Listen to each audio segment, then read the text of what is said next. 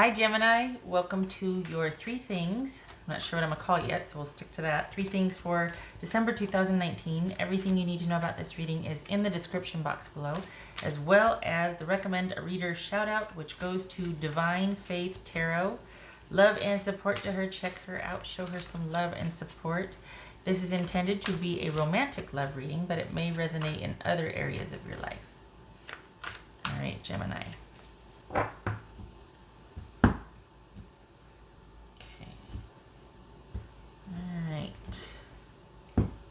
Gemini, what do we got? The World, all right. 5 of Cups, let's put this over here. 2 of Swords, 4 of Cups, 6 of Swords, let's see, 7 of Wands, I like that. In the context of this reading, I like that. This is about you letting go and accepting about breaking a ceasefire and actually being decisive about moving forward, whatever that means. We shall see. 8 of Cups, 4 of Wands. All right. So let me get the little one. Move that over there. All right, so you two have broken up or you've ended, but you're still kind of stuck on this, as is the norm. We do that. We tend to get stuck.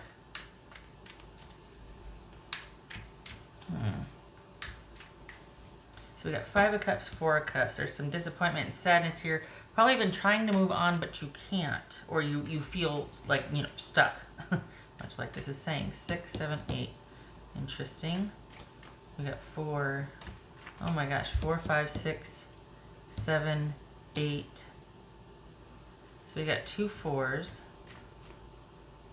which is basically you're not sleeping well. You got a lot on your mind. It's kind of like the 9 of Swords light. What's this 2 of Swords about? What's this 2 of Swords about for Gemini? Hope you can hear. Yeah, you can hear. Okay. Devil. I feel like I should move this up a little bit for you. The Devil. Could be Capricorn. So there's not any major arcana here except for the World card. So this could just be somebody you're kind of disappointed it didn't work out, or had the potential to get to the next level. It could be that there's enough distance between you now to where you're getting some perspective, but it's still painful and a little raw. Okay, so that's the Devil. All right. So what's this 4 of Cups? It could be that you're not bringing something up in a relationship that needs to be addressed. You're just kind of, but it looks like there's been an ending here. 4 of Cups. What's this 4 of Cups about? 7 of Swords. All right. Yep. No rest for the weary. You need to keep going. What's this 6 of Swords about? 5 of Pentacles. What's this 5 of Cups? I'm so sorry, Gemini. This is all about you feeling through it and continuing to move forward. There's this sort of, you're in this limbo period and you need to stop it. You need to stop doing the whole limbo thing where you don't do anything, you don't start an argument, you don't reach out, but you're still very heavily kind of ensconced in all things your ex. And the good thing is that it's keeping you kind of thinking about it and wanting to analyze and figure things out. The problem is it's also keeping you stuck there. So keep that power of, you know, that discerning mind, that creative energy that you can go, well, next time I'll do this. That problem solving part that makes you want to analyze and look at everything, keep it. That's awesome. Stop doing the passive aggressive ceasefire though and start literally moving on. Start actually moving forward, which is the synthesis of the ceasefire and that analyzing everything and coming up with, all right, here's what I'd like to do different next time. Maybe not even with the same person, because it doesn't, I don't know. I don't know if it's going to be with this person, but in general, in a relationship in general, you'll have a little toolkit. You'll be wiser for this experience. But it's not about resurrecting this experience. It's about learning from it, and moving forward. Keep the momentum moving forward, or keep the analyzing, and start literally and actually, in actuality, progressing, and start disconnecting and moving forward, and getting some distance from this. But you can't do it unless you feel through it. This sort of in limbo ceasefire is not going to get it done. You need to power through and stick to the analyzing and let it yield the results, so that the next time you get into a relationship, you'll be better for it. You'll have more wherewithal, or you'll just understand yourself a little better. Yeah, basically the understanding yourself is key here, because it looks like that's what you're really trying to do. You're grieving and you're trying to make sense of this, but a lot of times people find comfort in that because there's still connection to the person. So you continue to kind of recycle the grief and keep looking at it in different ways, and that just keeps you stuck after a while. It's very purposeful and useful in the beginning, but as time goes on and there's more and more distance, you can stay stuck there, and that's not always pleasant or healthy. So what's this 7 of Wands? Yeah, I like that. What's this 7 of Wands? That's right. Right. Yay. I like it. So that not staying stuck, actually using that analyzing and going, okay, well, I guess this is what I can glean from this. I can start to move on and progress. That is all about the turning point that you're going to reach, and be able to synthesize what you learned, apply it in the future to future relationships, because you know yourself better, not because you can psychoanalyze a person and kind of do this sort of dance or kind of outsmart them or whatnot. No, it's not Survivor Island, you know. This is all about you knowing yourself better and coming out the stronger for it, and being much more discerning and willing to leave when it starts to not be what is good for you. This is about making those cutthroat decisions. I hate to say cutthroat, making those critical decisions and not looking back, because your self-respect or your mental health or your emotional safety is at stake. This is about deciding and doing what's best for you with conviction and sticking to it, instead of negotiating it and trying to analyze it from all sides, because you don't want to be this way, or you don't want to let go because they have some good qualities and they're not that bad. It just when this and that. No. You come first. You have to. You're no good to anybody when you're coming in third and exhausted and angry. You have to put yourself first. What's this 8 of Cups? I'm sorry, this is not fun for you. What's this 8 of Cups? The Tower. That's what I'm talking about. New perspective. New perspective. This is 4 of Wands. That's the only thing that's making me go, yeah. Okay, sorry, not yeah, like yay, but honestly, I feel like the lesson here is for you to stop with the kind of hope and the overanalyzing that's keeping you tethered to this. Stop that, but keep the discerning part, and kind of keep the analytical part where you can sit there and go, okay, yeah, next time I want to do this for myself, or next time it'd probably be best if I checked out at this point, or I saw it for what it was, or whatnot. Keep that part, that analytical mind you have, keep that, and apply it and use it, and start actually progressing and moving forward. There's a turning point coming when you do that, but only if you do that. The wisdom comes after you actually put it in practice and take what you can and start to detach and leave. That's when the epiphanies happen, because you're standing on your own 2 feet. You're not tethered to a memory that won't work, or a situation that's no longer working.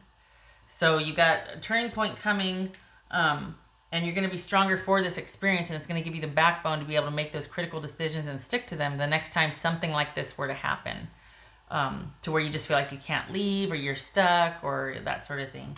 And I'm not talking about any physical safety issues. This is just a relationship that isn't working, but you're staying because ... All right, new perspective. Good. I like it, as long as you can learn from it, right? It's not fun right now, though, and for that I am sorry. But you're going to find a new sense of independence and be stronger for this.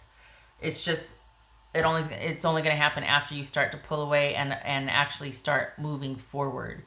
Moving on, that's debatable, right? But moving forward, which is you actually making a conscious choice to start to disconnect. After you've done the thinking and the analyzing, you actively start to disconnect. You start doing things differently. You start walking a different trail if you exercise, or you start doing your routines differently just to jar you out of starting anew without doing everything you did, except for this person's no longer there. You need behavioral accompaniment with this change of thinking. You need behavioral change also. It helps. What else for Gemini? What else for Gemini? Because we got the world twice here. The world. Ending. Gemini.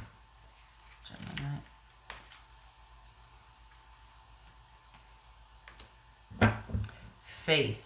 Renewed and restored faith in yourself. It's a learning curve, so you're learning a few things here. It's not been easy. This will be a new approach.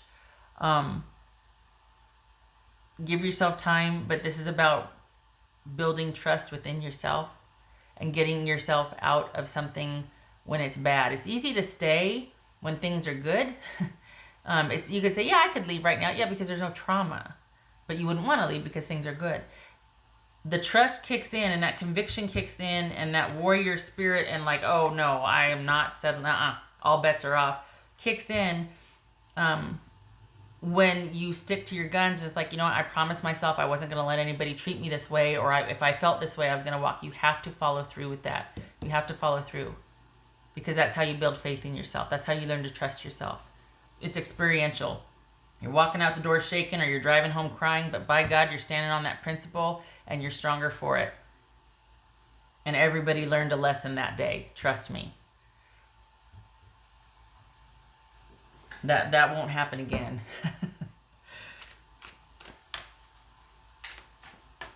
All right. What else for Gemini?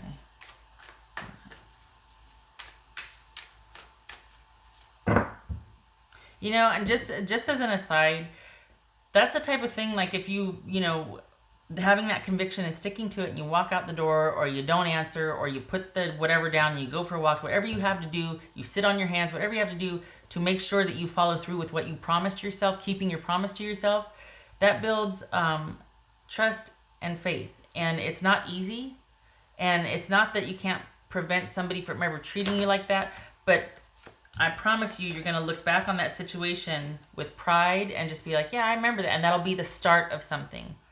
You're ever so slightly, your decisions are going to start changing because you have this newfound confidence. So just believe. This is baby steps. It's safe passage over time. Baby steps. I know we got the Tower here, but this is more about it like a mental turning point than it is like you just kicking down a door and taking names. And no, none of that. Just this is about small changes over time leading to a big, huge revelation and a newfound commitment and in promising yourself and in trusting yourself, Gemini. I'm trying to do this under 15 minutes. Oh, yay. Pig spirit. Yay. Use your mind wisely. That's what this is right here. All this right here, this is you trying to figure out a way to move on. But then once you start detaching, it's almost like you missing them. It's almost like they become a habit now. And so there's this... you keep machinating, or it could be that you keep going over things because it's some kind of connection. Just saying. So use your mind wisely. Keep that part, because you're very discerning, able to synthesize information. It's the application of it, the moving on with that information that's tricky, because it's like a final goodbye. It's like, well, I've learned all I needed to learn, so I'm going to start leaving now. I'm really going to start leaving now. And that's when it's like, oh, I don't know if I can do that yet. So, but yes, you can, and you will. All right. What else for Gemini? What else for Gemini? Whoopsie. Okay. All right. So that is the 9 of Swords reversed. Yay. And the 8 of Swords reversed. No, 7 of Swords reversed. Yay. 9 of Swords reversed is all about you not being, it's about you being able to set down that which has occupied a lot of mental energy for you. And the 7 of Swords reversed, that's being open to change, not feeling guilty anymore, breaking out of a stressful mental situation, being set free, kind of being liberated from the anxiety, the thinking, the overthinking, the strategizing, none of that pressure anymore. You're out of a situation because you took yourself out of it, because you disconnected and you started moving yourself forward. You've learned all you can. Now it's time to go. And you're better for it. So there you go. All right, Gemini, I hope this was helpful. Try to keep it under 15 minutes. Not too shabby.